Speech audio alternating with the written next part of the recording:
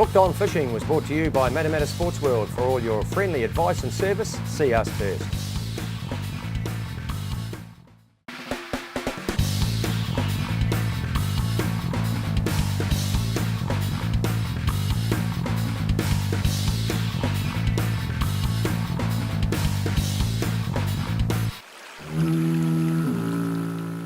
Hi, Chris Bungard, helping you plan your weekend's fishing. Well, it looks like the southwesterly's going to die down a wee bit for the weekend, which will be good news. A little bit of a northwesterly coming in there around to the east on Sunday. A little bit of drizzle coming in over the weekend as well.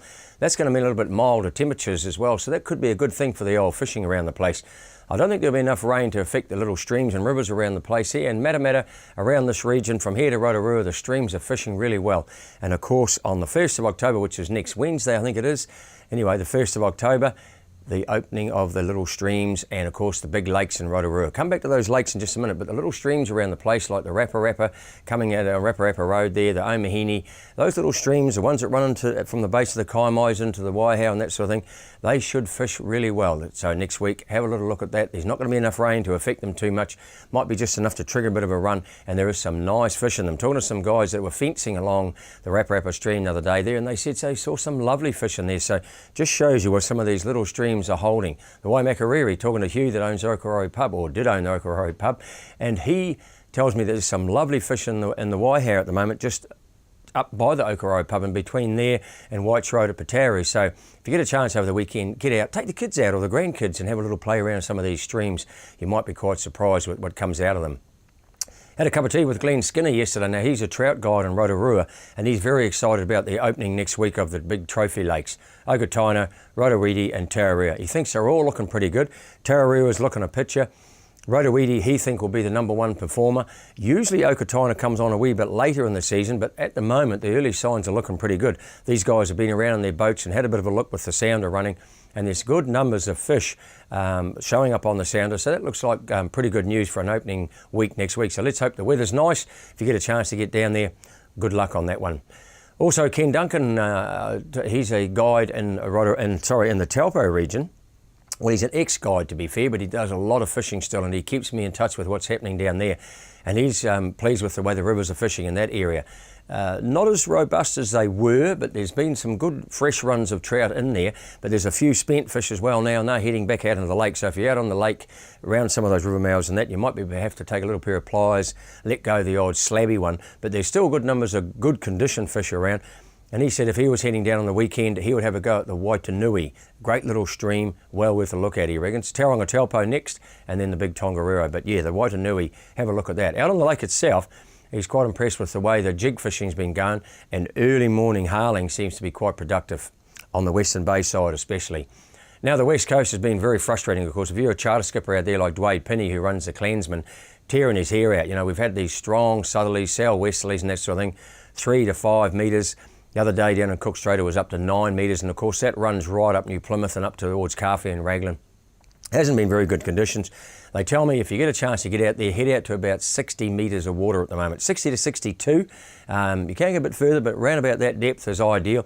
Get your sounder on, have a good look around. Don't go where there's a lot of fish showing up off the bottom. It's likely to be vermin like mackerel, and of course around there you get a lot of spiny dog, sharks and that sort of thing as well. Try and look for a fairly clean bottom with just a few snapper signs, and that's the place to head. Even if it takes a while for them to come on, Dwayne tells me just be a wee bit patient.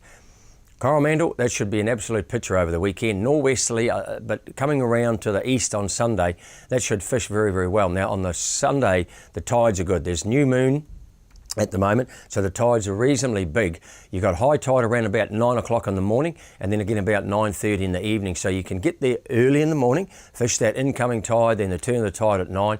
But I would think early evening would be the one. Get out there about 2 o'clock, get that burley going, to fish the change of the tide around about 3 o'clock, and then the incoming. In the evening, you'll have the last 2 or 3 hours of the lift coming into the change of light, and that should be a good recipe for some nice snapper. Areas like the Cow and Calf and just outside there where it drops off down to the 30 metre mark, they tell me there's some nice fish being caught there at the moment, so well worth a look around. And with the inner farms, if there's a bit of wind around, but generally it doesn't look too bad, a little bit of drizzle but not too much wind with it, some of those inner farms with the bigger tides, there'll be enough current run around them, just around from Tikuma and that, so might be worth a look around there.